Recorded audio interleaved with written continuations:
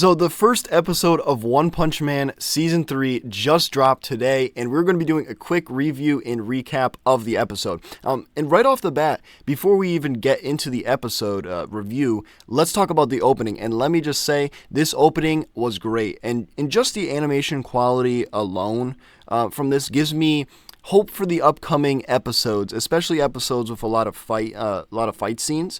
But we will just have to wait and see for that. And major props to JC Staff for this opening because it was great.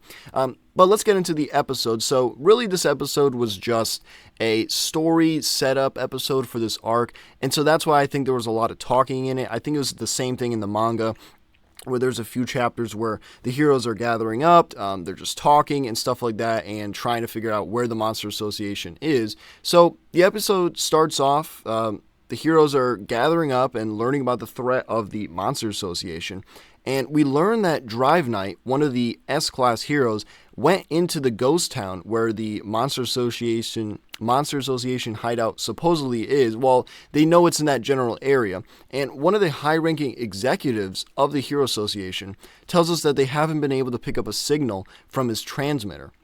And so obviously something happened to him. And also, Child Emperor is trying to find where the Monster Association headquarters is by sending in surveillance robots that are scanning and checking this huge area that's called the Ghost Town. So this area is really big, and they just have no idea where it is, except for Drive Knight. He knew where it was. The two main reasons they are even looking for the Monster Association was that one of the high-ranking executives and major sponsors for the Hero Association, Narinki, his son was kidnapped by the Monster Association, and so he wants his son rescued, but the heroes are just taking too long, and it's already been over a day, so they have to be more cautious going into the Monster Association now. And the other main reason is because of the Hero Hunter, or just Garo. They keep referring to him as Hero Hunter. I don't think they know his name, except for maybe Bang, but we also see Amai Mask and Atomic Samurai getting a little bit mad at each other because Amai Mask thinks he's stronger than Atomic Samurai, which is pretty funny. They also show Puri Puri Prisoner being led out of the prison by the guards, and we're told by them that a cat monster came in and turned some of the guards into monsters while also killing a lot of the guards as well. So Puri Puri Prisoners now being let out. We also get to see Child Emperor talking to Drive Knight secretly, and we learn that the Drive Knight robot that's also controlled by an actual person is just completely destroyed and disassembled by presumably the leader of the Monster Association, which Drive Knight said that he basically one-shot him, which is kind of crazy. So one hit and he was done. And we also get to see Narinki, which we mentioned earlier was one of the high-ranking executives and the major sponsor for the Hero Association. He sends off like 5 to 10 people with these insane suits, and they supposedly, he says, they surpass the power of any professional hero, which is obviously not true, and they're called the Narinki Private Force. So he sends them in. I'm just going to count here. It seems like there's 7 of them. So he sends in 7 people with these suits. They have like, one guy has like a gun, and they have all these different types of weapons. And so they're heading to the Monster Association. We also get to see Zombie Man. I love Zombie Man. And we only get to see about like 10 seconds of him. Yeah, like around like 10 to 15 seconds of him. He basically is just saying, like there's someone in this building. He's got them cornered. So we don't know who this is, but we're going to find out, I guess, next episode or in the upcoming couple episodes. So that would be interesting. I cannot wait to see his fight. Then we cut off to Fubuki going to Saitama's apartment. She's going over here because the Blizzard Bunch got destroyed, and she also says that half of them were like destroyed by it was like her sister's fault, which is Tatsumaki's fault. Yeah, so she's coming over here. She's trying to recruit. She's basically coming over here to recruit them. We know that's not going to happen. They're never going to join her group, but she thinks that they might. So, but she believes that this will be pretty tough to do because they are S-Class heroes, most of them. And she goes into the Saitama's apartment, and she sees Bang, S-Class hero, King, and S-Class hero, Genos. Also sees Bang's brother as well, and he's near that S-Class level. And she's like, what are all these S-Class heroes doing here? Like, seriously.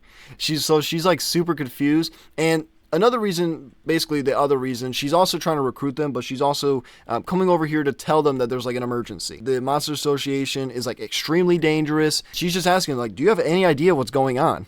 And they're just, they don't really know. And this is right after their fight with the Elder Centipede. So they're all beat up. Bang is getting acupuncture. They did some weird details on Bang. I'm not going to lie. I don't know if they meant to do that, but, and so Fubuki's like, okay, this is basically, I'm coming here and we're going to do a strategy meeting. They also say that their transmitters were melted and destroyed, and King even says it was probably from Saitama's punch. And so they're also worried about, likewise with the Hero Association, that Garo's going to team up with the monsters, which is obviously not going to be good. After their whole like conversation, Saitama's like, all right, I'm heading out. Saitama heads out, and he's like, I'm going to beat up this Garo guy, and also get some cabbage as well on the way home, so which is pretty funny. So we cut over to Garo. So he's at the Monster Association right now. This is after the fight with Bang, Genos, and Bang's brother. So, and he's obviously beat up. He could barely move. He gets up and he's like, I literally in pain. He's like, my whole body hurts like crazy. So there's a letter right next to his bed telling him, the Monster Association telling him that they saved him. And they want him to stay inside the little prison cell that he's in. And obviously, Garo being Garo, he's just not going to do that. He's not going to listen. And so he kicks down the prison cell. He comes across like this huge room. We see like a co-leader of the Monster Association, or one of the close to the higher ups.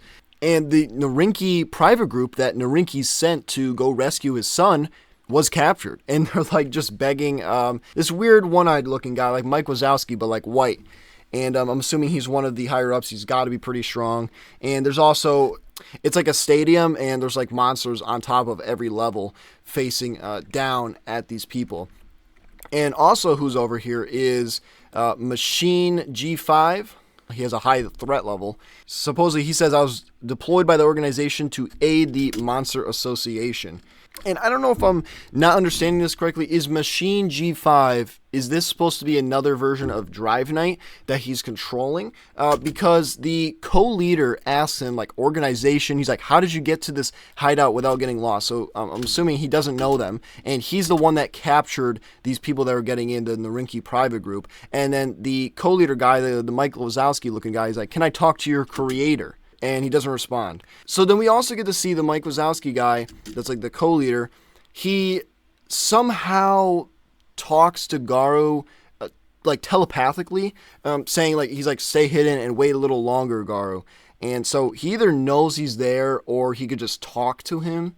Like, he could just talk to him, like, telepathically. So, which is interesting. Garo walks into the room. And then when Garo's walking in, a lot of the monsters are just, like, chanting. And they're just, like, confused. Like, who is this guy? And they also mention the Mike Wazowski-looking guy, his name. And they say, Gyoru. So, that's his name. So, he's, like, one of the co-leaders, I'm assuming. And he's trying to talk to Garo. And they want, basically, he's doing this so Garo can join the Monster Association. He wants him to join and help out because he's an anti-hero. But I'm assuming Garo, he's not going to be listening to this guy. So, and then Gyoru's like, you got to prove that you're a true monster.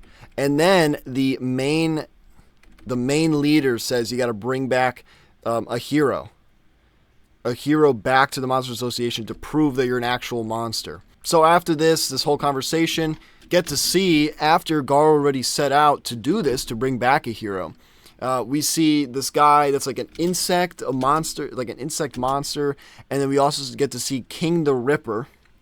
So obviously these creeping looking guys over here, and guess who sent them? They're being sent to go get Garo.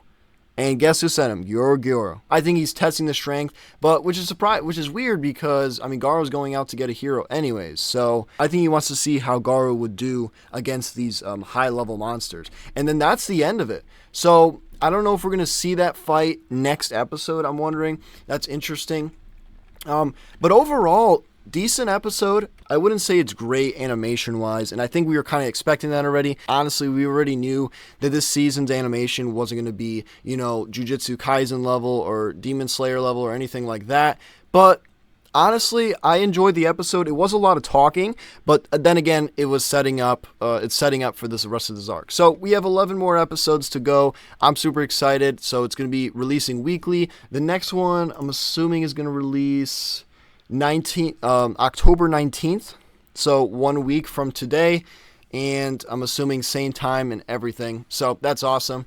I think overall, I'll give this episode like a 6.5 out of 10. I think it was pretty decent. I liked it personally, but I think we're going to get some better episodes to come. I'm going to knock on wood here because I don't want to jinx anything, but I'm interested to see how the animation is going to look for fights. We might see that next episode with the insect monster and Jack the Ripper against Garou, which is going to be interesting. I would love to, I can't wait to see that fight because we did see that part of that fight over a year ago in February of 2024, and I'm assuming maybe they changed up the animation and made it look better. Also, I do want to mention the colors for this episode was really good, and I think people were mentioning this when the trailer released a week ago.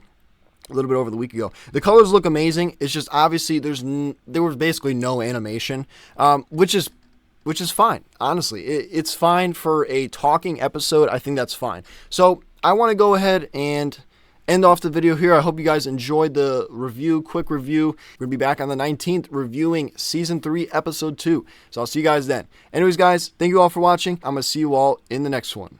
Peace.